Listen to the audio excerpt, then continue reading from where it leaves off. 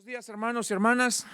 Como siempre les digo, es una bendición estar de nuevo con ustedes en esta hermosa mañana. Estamos agradecidos con Dios por el privilegio que nos da. Siempre les he dicho y siempre les voy a seguir repitiendo, ¿acaso no es una grandísima bendición tener el deseo de estudiar la palabra de Dios? Considere cuánta gente en el mundo jamás van a tener una Biblia en sus manos. No porque no hay, porque no quieren. Y considere cuántos tienen Biblias en sus casas y ni siquiera las abren nunca. Y el hecho de que usted y yo tengamos el deseo de abrir estos libros que llamamos la Biblia, estudiar lo que está escrito y después entender que esto es un mensaje no para solamente el mundo entero, pero en lo personal para nosotros. Es un mensaje personal en donde Dios nos revela su corazón, su amor, su gracia, su misericordia. Y luego nos dice por qué lo hace. Y luego nos dice cómo lo hace. Es una grandísima bendición. Por eso siempre le vamos a dar gracias a Dios por... Filipenses dice, Él es el que nos da el querer como el hacer por su buena voluntad. Y todo eso es una grandísima bendición. Entonces hemos pasado buen tiempo estudiando el libro de Gálatas.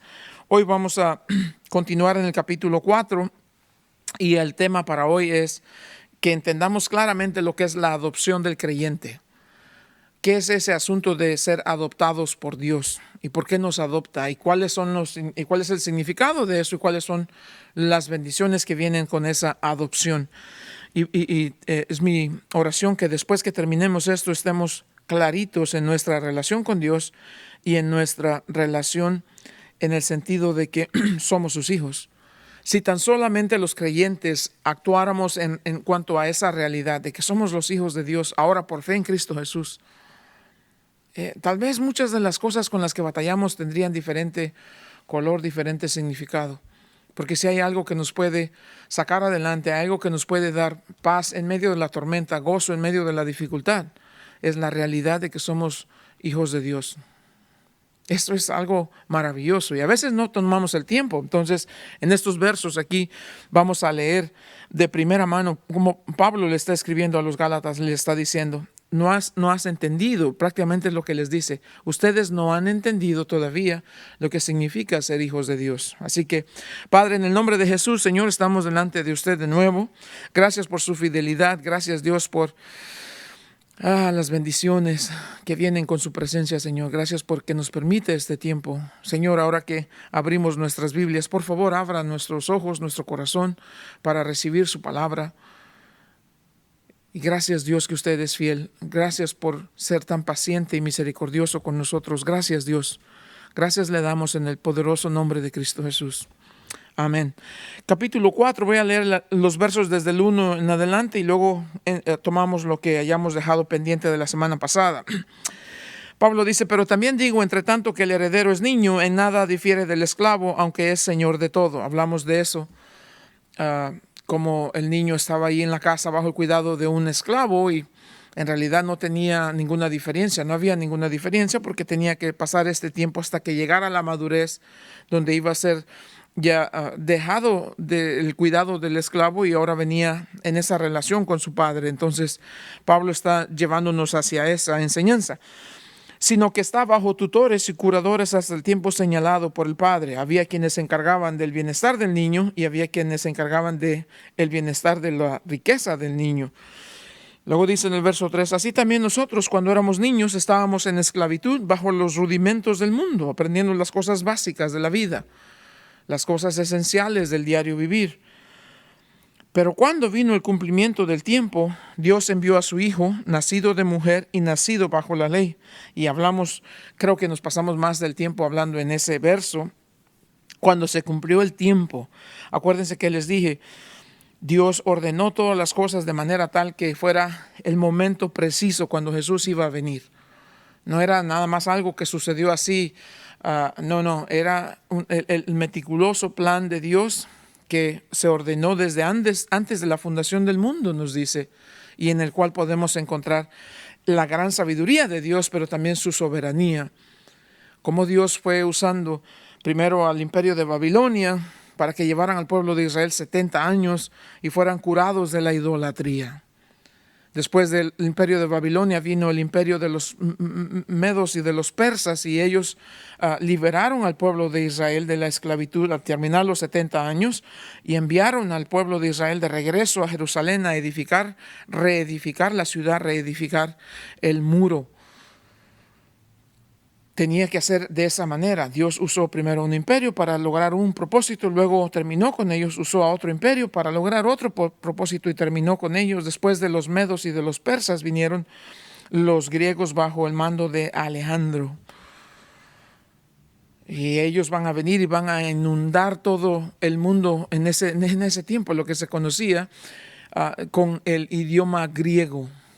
Y todo el mundo va a hablar griego. Es una manera maravillosa de ver la soberanía de Dios. ¿Por qué el griego? Porque en ese tiempo unos hablaban diferentes idiomas y los hebreos mismos se encontraban hablando hebreo y arameo. Y ahora viene el imperio de los griegos y ellos van a inundar el mundo con el idioma griego, un idioma muy hermoso, muy particular, muy específico. Y de manera que las escrituras van a ser escritas, el Antiguo Testamento en hebreo y arameo y después traducido al griego, y luego el Nuevo Testamento completamente en griego, que era lo que el mundo en esa era hablaba. ¿Qué cosa más interesante? Acá venía Alejandro queriendo que él estaba conquistando al mundo y su propósito era eso. Aunque él no lo veía de esa manera, Dios cumplió su propósito. Entonces termina Dios con los griegos, primero los babilonios, luego los medo-persas y luego los griegos, y Dios se completa su propósito y luego vienen los romanos, y los romanos van a instalarse como el imperio dominante, y cosas que vienen con eso es que primero a los judíos les quitan, ya una vez ellos restaurados en la tierra, en Jerusalén, los romanos cuando llegan les quitan en un cierto tiempo a los judíos el castigo de la pena capital. Es decir, los judíos, cuando alguien rompía la ley, y los líderes religiosos, los ancianos, el concilio se reunían y decían, bueno, tal persona es culpable de haber quebrantado la ley de Dios, esa persona se ejecutaba y lo traían al centro del pueblo y lo apedreaban. Esa era la manera como los judíos ejercían esa pena capital sobre los culpables. Pero cuando llegan los romanos le dicen, ustedes no pueden ejecutar a sus criminales nomás. Si hay alguien que comete un crimen, ustedes tienen que traerlo a nosotros y nosotros los vamos a ejecutar. Con los romanos vino la manera de ejecutar a los criminales con la pena de la crucifixión. Fíjense cómo Dios ha obrado todas estas cosas. A los judíos no más pueden ejecutar a sus criminales, tráiganlos a nosotros, nosotros los vamos a hacer y nosotros los vamos a ejecutar por el modo de la crucifixión. ¿Por qué? Porque escrito estaba que Jesús tenía que morir crucificado. Y así es como Dios estaba obrando todas estas cosas. No solamente eso, los romanos construyeron cualquier cantidad de caminos, de carreteras, por todo el imperio. Hay una frase que dice, todos los caminos llevan a Roma, por eso mismo, porque ellos se dieron a la tarea de construir, porque obviamente ellos cobraban impuestos a todas estas naciones y querían que se facilitara el comercio. La manera en que ellos cobraban impuestos, si usted tiene el tiempo de estudiarlo, se va a reír de la manera como nosotros pagamos impuestos. Ahora ellos cobraban impuesto si había una carreta que iba siendo llevada por bueyes, cobraban impuesto por cada uno de los bueyes, por cada una de las ruedas, por lo que llevaba la carreta. Eran exagerados en esto. Por eso mismo es que se daban a la construcción para facilitar el transporte, el fluir del comercio de un lado a otro, porque en todo ellos ganaban en sus impuestos. Pero no sabían que estaban haciendo estas cosas porque la soberanía de Dios así lo había determinado. Entonces viene el cumplimiento del tiempo, y en el cumplimiento del tiempo, dice aquí, Dios envió a su Hijo dos cosas, o tres cosas, mejor sea dicho. Primero, Dios envió a su Hijo.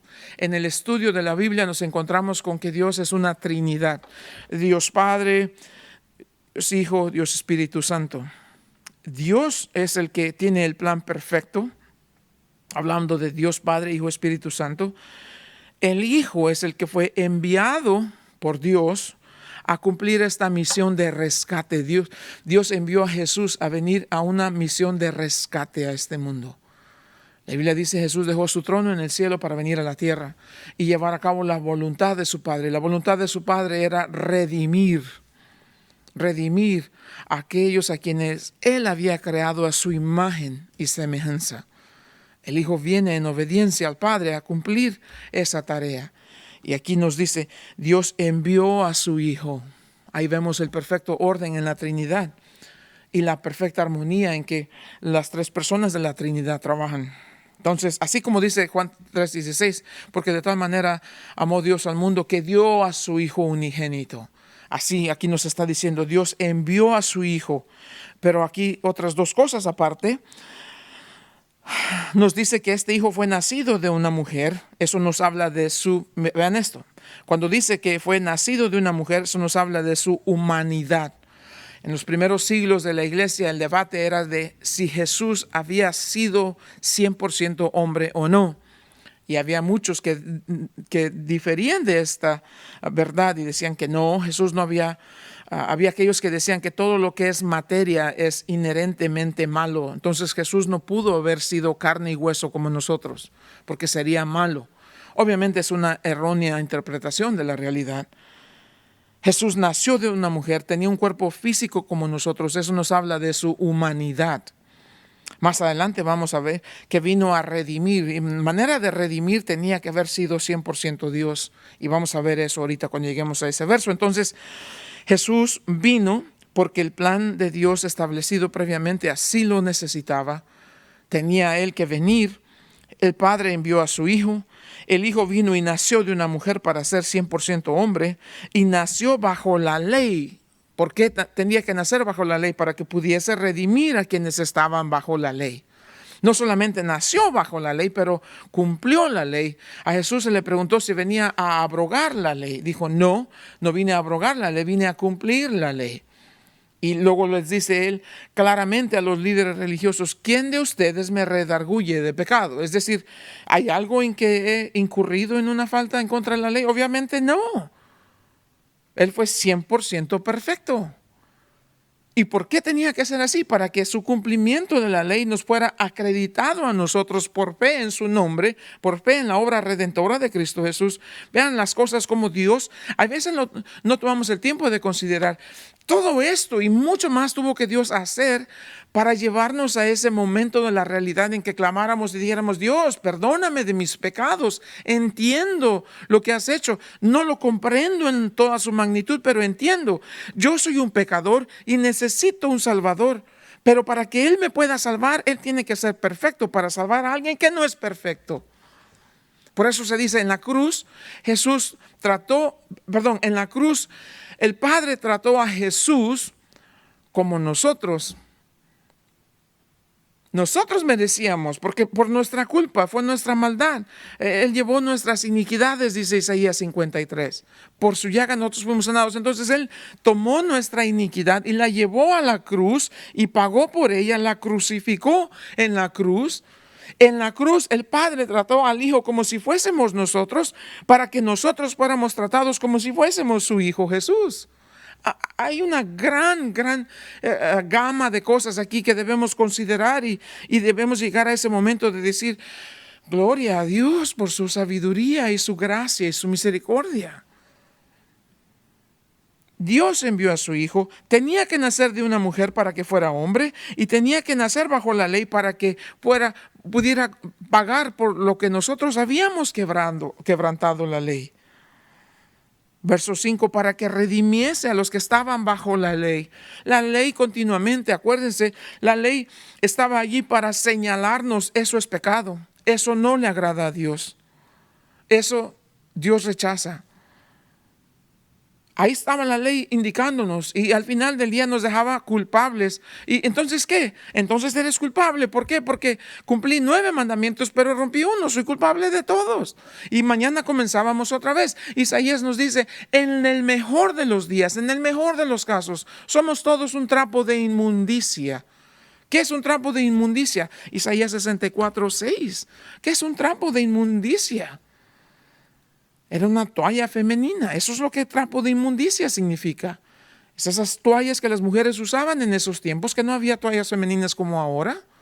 Y cuando las mujeres terminaban con esa toalla, no la estaban guardando, la tiraban, la quemaban, porque tenía eso, esa corrupción, esos desechos, esa cosa repugnante. Isaías dice, en el mejor de tus días eres simplemente algo repugnante. Eso duele. Bueno, eso nos hace reconocer la magnitud del favor de Dios para nosotros por gracia. ¿Cómo es posible que Jesús venga a morir por algo que le era repugnante, sucio, que solamente sirve para ser desechado?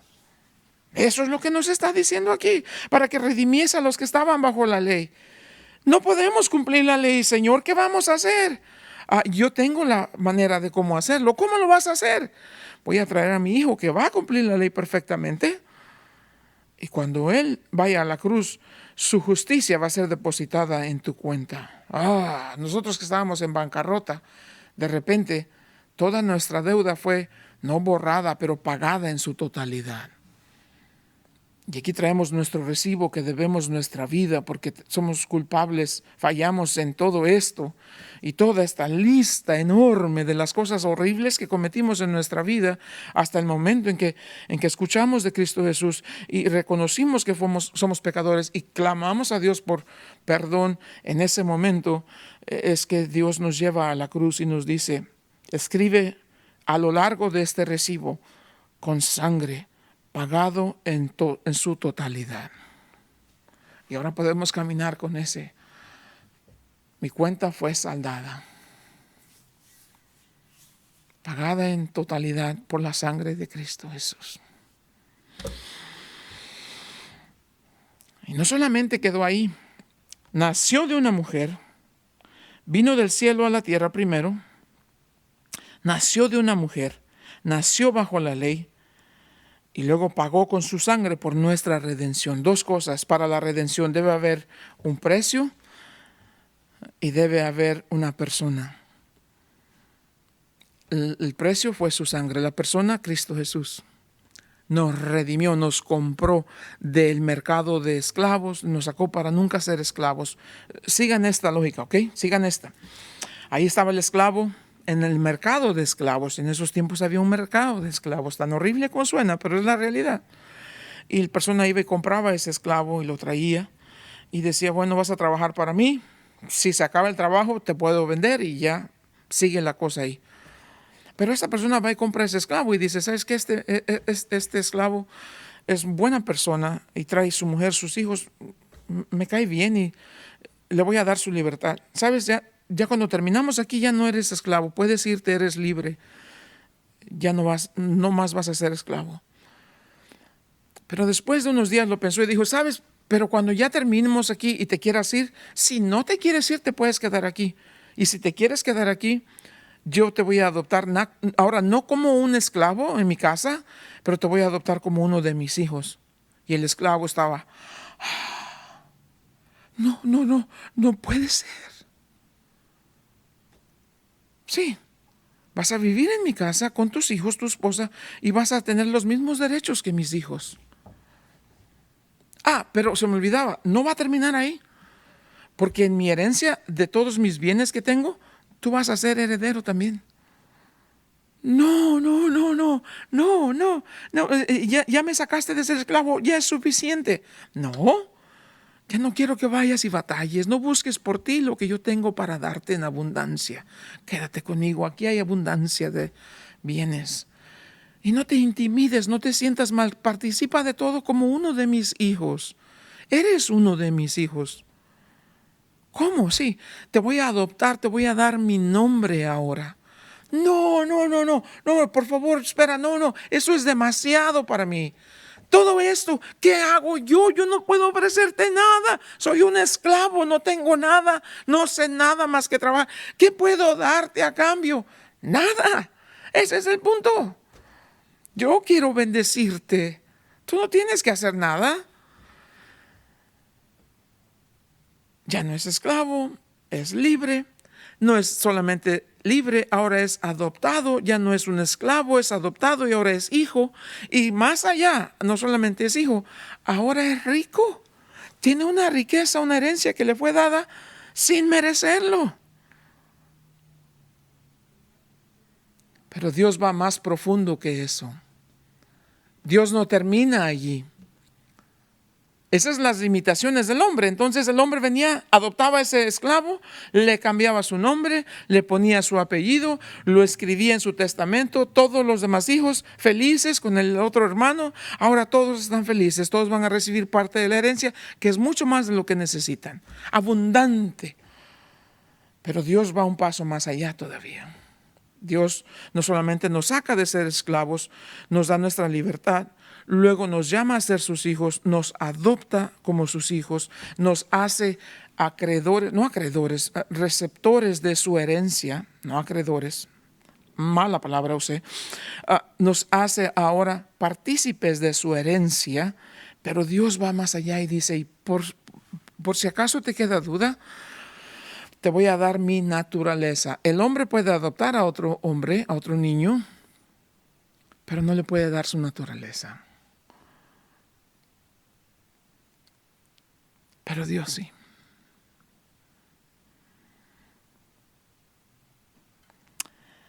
Vino para redimir los que estaban bajo la ley, a fin de que recibiésemos la adopción de hijos.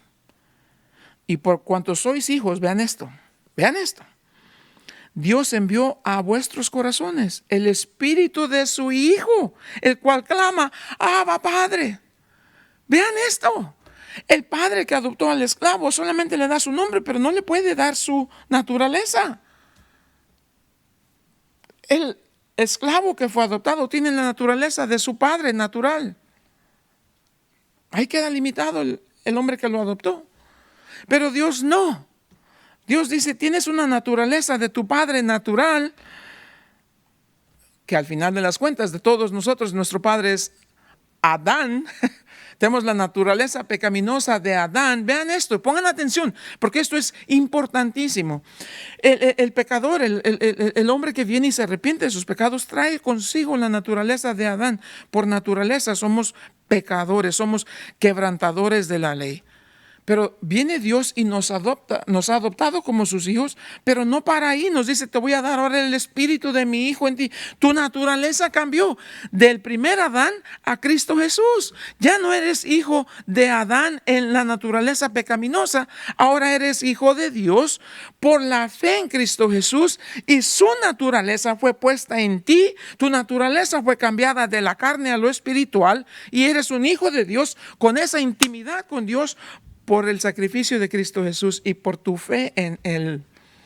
Y puso el Espíritu de Jesús, de manera que cuando dice aquí, el cual nosotros clamamos a Él, Abba Padre, donde quiera que estén ustedes, en Perú, en Panamá, en Ecuador, en México, en Nicaragua, donde quiera que ustedes estén, cuando están afligidos, cuando están agobiados, cuando están quebrantados, cuando están desanimados y en su llanto, lo único que pueden hacer es, Abba Padre.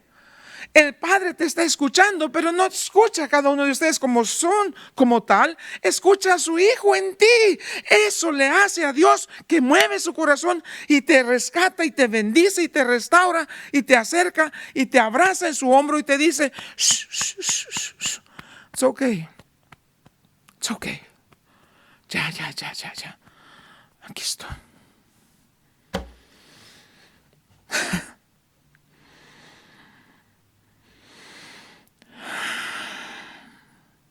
Tal vez algunos de ustedes no se acuerdan de algo así con su padre, porque tal vez no lo conocieron. Tal vez ustedes nunca escucharon de su padre hacer eso por ustedes.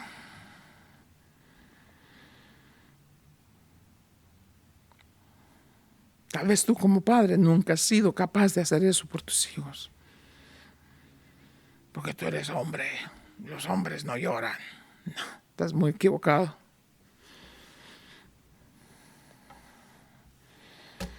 Algunos de ustedes desearan por un momento tener a su padre otra vez y correr a él.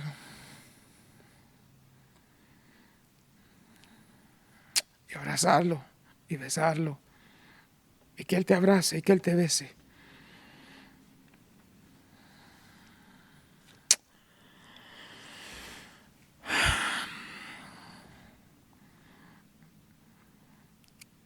Eso es lo maravilloso del amor de Dios. Que no importa qué tipo de padre terrenal hayas tenido, buenos, algunos que no fueron muy buenos, algunos que todavía tienen a su padre y no son buenos.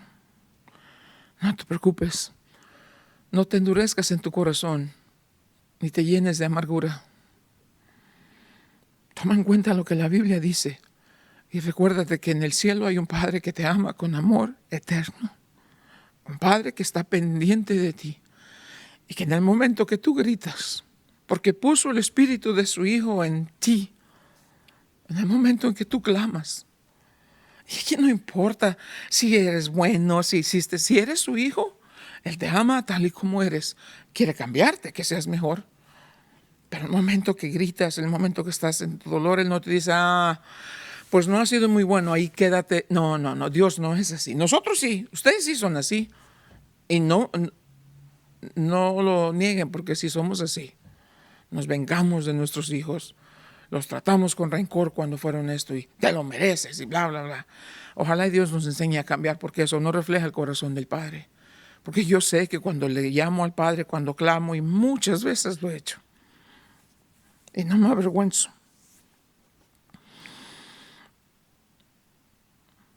Y puedo clamar a Él. Y yo no tengo que correr a donde Él está, porque Él nunca me dejó. Él inmediatamente me recoge y me abraza y me dice, con amor eterno te he amado, hijo. No tengas miedo. Yo soy tu Dios, que te esfuerzo.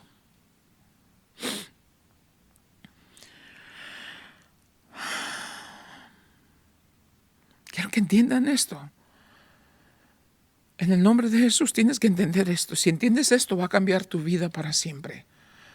Como cristianos hemos pasado la vida muchas veces viviendo como esclavos, cuando Dios quiere que vivamos como hijos. Como esclavos nos hacemos culpables. Es que esto, es que aquello, es que aquí, es que allá. Como hijos, yo no sé, pero Él es mi papá. Y aun cuando yo no soy muy bueno, yo sé que mi papá me ama. El hijo pródigo, nos dice la Biblia, que le pidió la parte de su herencia al padre y se fue y la desperdició entre todo. Y se encontró comiendo la misma cosa que comían los puercos. Se encontró en un chiquero con los puercos.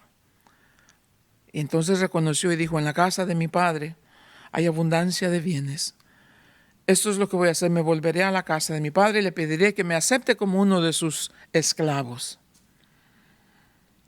Tomó el camino y se encaminó. El padre que estaba sentado, me lo imagino, eso es mi imaginación, no es así, pero mi imaginación, sentado en una mecedora mirando hacia el camino todos los días, esperando uno de estos días se aparezca a su hijo, a quien él ama con todo su corazón. Allá a lo lejos él alcanza a ver una pequeña figura, una pequeña silueta que se va haciendo cada vez más grande. Y el padre ya anciano, ahora con su corazón palpitando a todo lo que da, se levanta y corre en el camino, porque ha reconocido a esa persona que viene en el camino. Es su hijo amado, ¿sabes? A quien él ha esperado día tras día, tras día, tras día. Corre, lo abraza, lo besa. Viviendo con puercos, tiene el olor de los puercos. ¿Qué sé yo si se había cambiado? A lo mejor ni siquiera eso tenía. Flaco, tal vez enfermo. ¿Qué sé yo? Una piltrafa del hijo que se fue a lo que ahora regresó. El padre no le importó. Corrió hacia allá, abrazó a su hijo, el hijo que había tratado de memorizar todo el camino. Esto es lo que le voy a decir a mi padre. Padre, no tengo derecho de ser una... Se lo memorizó. Cuando llegó allá, dice padre, y el padre ni lo deja que termine. Los siervos que lo ven correr, corren porque no saben qué está pasando. Y rápidamente el padre dice, pronto, Traigan uno de los becerros engordados, traigan un anillo, pónganle un nuevo vestido, pónganle un nuevo calzado. Este es mi hijo que ha regresado.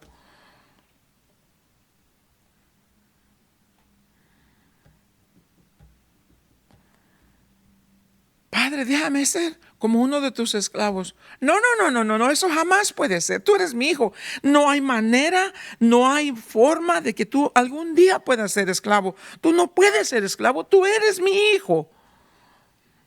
En mi casa jamás vas a poder ser esclavo. Eso es lo que Gálatas nos está diciendo. ¿Entiendes eso? En el nombre de Jesús, grábate esto, entiéndelo, lee, ora, medita y vuélvelo, apréndetelo de memoria, haz como quieras hacer, escríbelo, repítelo, ensáyalo, haz lo que tengas que hacer, pero escríbelo. Tú no puedes jamás ser esclavo en la casa de Dios porque tú eres su hijo, su hija. Y si eres hijo, si eres hija, mira lo que dice aquí. Así que ya no eres esclavo, sino hijo. Y si hijo, también heredero de Dios por medio de Cristo Jesús. Ya tienes toda la abundancia, la riqueza de tu Padre. No tienes que andar comiendo de los puercos. Vive como hijo, no como esclavo. Creo que la lección es bastante clara por sí misma. ¿Entendemos esto? Entonces, verso 8, ciertamente en otro tiempo, no conociendo a Dios, servías a los que por naturaleza no son dioses. Eso todos nosotros sabemos. Adorábamos imágenes, adorábamos esto, repetíamos oraciones vanas, memorizábamos cosas que ni son bíblicas y hacíamos todas estas cosas que por naturaleza son idolatría. Mas ahora, conociendo a Dios, o más bien siendo conocidos por Dios, ¿cómo es que os volvéis de nuevo a los débiles y pobres rudimentos a los cuales os queréis volver a esclavizar? Una vez que has conocido a Dios, o que ya sabes que eres conocido de Dios, ¿cómo entonces sensatamente quieres salirte de ser hijo a hacerte un esclavo? ¿Quién en el pleno uso de sus facultades quisiera eso? Piensa en la cultura romana. El esclavo no tiene nada, solamente tiene que obedecer a su amo. El hijo no tiene que hacer nada, vive disfrutando de las bendiciones de su padre porque es hijo, punto. El esclavo trabaja hasta que se muere, el hijo goza, se muere y nunca termina de lo que él está gozando. El hecho vuelve y goza todavía más. Entonces, ¿cómo te quieres salir de ser hijo para ser esclavo? Esa es la lección aquí. ¿Esclavo de qué? De la idolatría, de las cosas insensatas, de lo que no tiene vida, de lo que te ata, de lo que te esclaviza, de lo que te daña. De eso te quieres ser esclavo. Oh. ¿Te quieres volver a esclavizar? Le dice. Y luego dicen ellos, ¿y cómo sé que me estoy esclavizando? Verso 10. Te estás volviendo a esas cosas en donde te decían, mira, tienes que hacer esto, tienes que hacer lo otro, tienes que hacer aquí, tienes que hacer acá, tienes que hacer esto, tienes que hacer eso. ¿Quieres hacer eso? No. ¿Cuántos de ustedes escucharon o cuántos de ustedes tal vez en algún tiempo eran cristianos y todavía querían hacer cosas? Y lo veo yo lo veo todo el tiempo. Viene Semana Santa y empiezo a escuchar a cristianos en la iglesia y cuando los escucho pues les llamo la atención compasivamente, pero les digo, me dicen, pastor, ya va a empezar la cuaresma. ¿Ah? Sí, y ya vamos a hacer esto, y tortitas de camarón, y bla, bla, bla, porque no se come carne. Y ojalá no comieras carne todo el año, te mantendrías más sano. ¿Eso qué tiene que ver? No, porque es la cuaresma y que esto. ¿Qué es la cuaresma? Pues no sé, dicen que en ese tiempo no se debe comer. ¿Y lo haces para qué? No, es porque dicen. Oh, si lo haces porque dicen, entonces eres como un títere. ¿Ah? Sí. Si haces lo que alguien te dice sin investigar lo que significa, eres un títere. No, yo no quiero ser un títere. Entonces, ¿por qué lo haces? Pues yo creo que eso le agrada a Dios. Ah, ok. Eso está bien, que quieras hacer lo que agrada a Dios. Pero ¿acaso crees que por no comer carne por 40 días Dios va a decir, bueno, ahora me tengo que forzar a amar a este fulano porque no ha comido carne en 40 días? Mira tú qué cosa más difícil. Ay, qué grande sacrificio hiciste. ¿Crees que a Dios le impresiona eso? No, pero pastor, no hay nada de malo es ir a que te pongan una cruz aquí de ceniza. Pues cárgate todo el fogón si quieres. No vas a hacerte mejor que te pongas una cruz o que te cubras completamente de ceniza. No va a pasar nada. Ay, pastor, ¿cómo puede decir eso? No. Guardas los días, los meses, los tiempos, los años.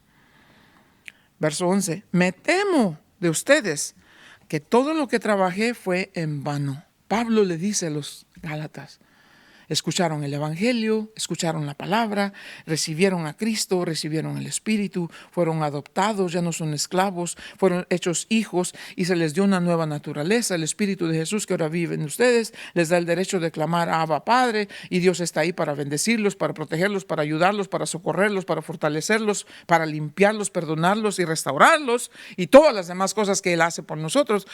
Pero yo, pastor, es que a mí me gustaba cuando la cruz y los 40 días.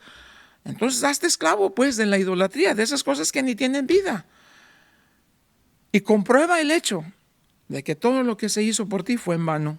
No, sí, fue en vano, porque en la dureza de tu corazón y en la dureza de tu mente, en la dureza de tu mente y en la necedad de tu corazón, por lo necio de tu corazón te quieres haciendo. ¿Sabes por qué? Porque te hace sentir bien. Y ahora te pusiste tú, eso es idolatría. La peor forma de idolatría eres tú. Pastor, ¿cómo puede decir eso? Eso es muy duro. Ajá. Sigue participando de estas cosas, hazlo. Sigue yendo a los rezos, sigue haciendo estas cosas. No, quiero que entiendan, por favor, en el nombre de Jesús les digo esto. Cada vez que hablo de estas cosas no estoy criticando a nadie, estoy exponiendo la verdad como está escrita. A mí no me interesa lo que alguien haga, no, yo no soy quien para criticarlos, juzgar lo que es correcto y lo que es. Eso no es antibíblico, eso es bíblico. Tenemos que juzgar lo que es correcto y lo que es incorrecto. Y tenemos que exhortar a la gente como pastor. Es mi responsabilidad hacerte que por el Espíritu que ahora vive en ti, por la palabra de Dios y por la gloria de Dios, hacerte recapacitar en tu comportamiento cuando no es bíblico, cuando no es correcto, para que si por alguna razón te vuelves a Dios, seas perdonado y restaurado, entiendas que no puedes dejar de ser hijo para volverte a ser un esclavo. Eso no es bíblico. No puedes hacer nada en ti, por ti y para agradar a Dios. Eso no se vale, no debe ser y no existe. Entonces estás diciendo que todo fue en vano lo que se hizo por ti. Y así no debe ser. No vas a agradar a Dios con tus obras. Un trapo de inmundicia no puede decir después de que es trapo de inmundicia: pero véanme, soy un bonito trapo de inmundicia. Sigue siendo un trapo de inmundicia. ¿Qué te pasa?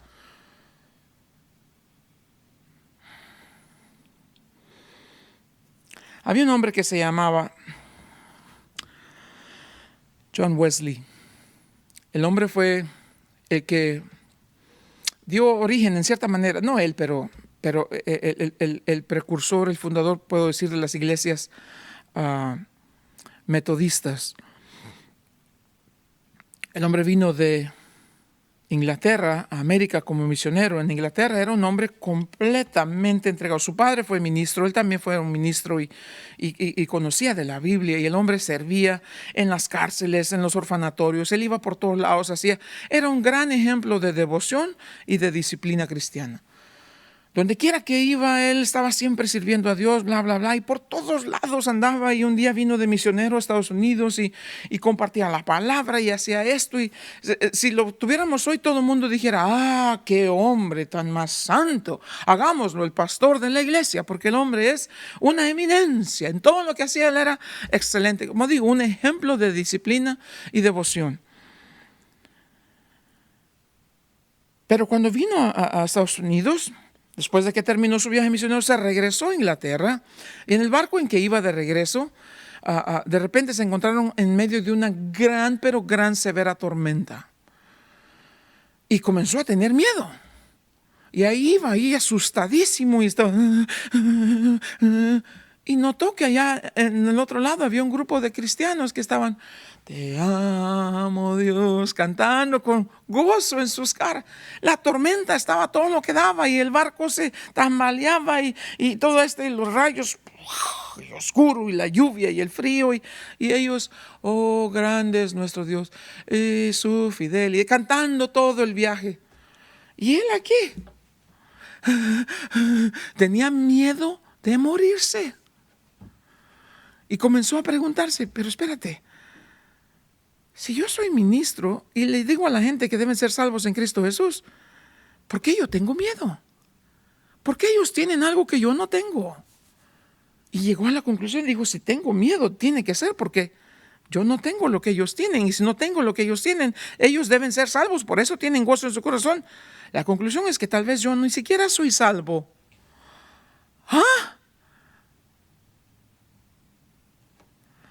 Sobrevivieron la tormenta, llegó a Inglaterra, se fue a una iglesia, entró a la iglesia, el pastor estaba hablando de nuestra seguridad en Cristo Jesús y nuestra salvación y todo eso, y en ese día él dijo, en ese día sentí el amor de Dios en mi corazón, ese día le entregué a mi vida, en ese día Dios me salvó. ¿Cuál es la lección de esta historia? ¿Cuántas personas van a una iglesia y no son salvas?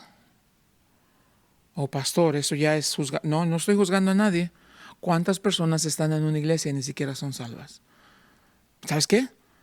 ¿Cuántos pastores habrá detrás de los púlpitos que ni siquiera son salvos? Eso duele, pastor. Entonces, en conclusión, pastor, déjeme ver si estoy entendiendo. ¿Usted me está diciendo que hay una manera de saber si soy salvo o no soy salvo? Sí. ¿Cómo te relacionas con Dios? Pues nada. ¿Cómo te relacionas con Dios? Domingos, miércoles, los días que asistes a la congregación. Pues nada, nomás voy. Y luego, no, pues hay un gran sentir en mi corazón de gratitud. Le ofrezco a Dios. La Biblia dice, ofreciendo nuestros cuerpos como sacrificio vivo, le ofrezco alabanza de labios puros. Le ofrezco todo lo que puedo hacer que sea bueno para la honra y la gloria de Dios. Y le ofrezco compartir con los necesitados en la manera en que puedo. Lo hago. ¿Y por qué lo haces? Pues porque mi Padre es bueno. Me ha dado tanto, tengo para dar y compartir con los demás. Entonces, ¿a qué asistes a la iglesia? A adorarle, a darle gracias, a cantarle, a bendecir su nombre por tan bueno que ha sido conmigo y a decirle, Padre, te amo. Estoy aquí para que me uses con mis hermanos en la manera que tú quieras. Oh, entonces, ¿cuál es la conclusión? Entonces debe ser que sí soy salvo porque amo a Dios y solamente me acerco a Él porque Él es mi Padre y tengo esa plena confianza. ¿Y usted? No, pues no, yo sí voy, pero pues es que la verdad, siendo sincero, uno se siente mal. Porque digo, la verdad, uno no hace lo que uno debe hacer. Entonces, a veces uno se siente mal porque uno no está haciendo esto. Y entonces, pues no ni dan ganas de ir a la iglesia. Sí, mejor, pues, ¿para qué voy? Si ya sé que fallo y que no voy a hacer y que todo esto. Usted tiene esa mentalidad, esa perspectiva de el siervo. Usted no ha conocido a Dios como Padre. Porque usted no tiene que hacer nada para ganarse el favor de Dios. Usted solamente entra a disfrutar de toda la riqueza de su Padre. Esa es la lección en estos versos. ¿No es maravilloso nuestro Dios? ¿No es grande su misericordia? En el nombre de Jesús, hermanos, habrá algunos de ustedes que han caminado con Dios por mucho tiempo como siervos solamente, no han llegado a ser verdaderamente la realidad de que son hijos o hijas de Dios. Yo los exhorto en el nombre de Cristo Jesús. Cambien esas cosas en su vida, acérquense a Dios, pidan perdón y díganle, Dios, ayúdame a caminar contigo de aquí en adelante en esa relación íntima de padre, hijo, padre, hija. Y luego, hermanos, vean cómo su vida va a tomar un rumbo distinto, un color distinto, un sabor distinto. Porque no tengo que hacer nada para impresionar a mi Padre. Él me ama tanto y está aquí conmigo. Y lo veo y le digo, Daddy, I love you. I love you. Padre, en el nombre de Jesús, Señor, gracias te damos por este día, por tu palabra que es maravillosa. Qué grande eres tú, Señor. Bendice, Señor, a tu pueblo. Enséñanos, Dios, a ir a lo profundo en esa intimidad contigo. Gracias que, habiendo sido pródigos, nos recibes, nos abrazas, derramas tus lágrimas de gozo sobre nosotros, nos vistes, pones ese anillo que nos dice que somos tuyos y nos da autoridad sobre lo que es tuyo. Te alabo, Señor, te bendigo, te doy las gracias en el nombre de Cristo Jesús. Amén. Dios les bendiga, hermanos.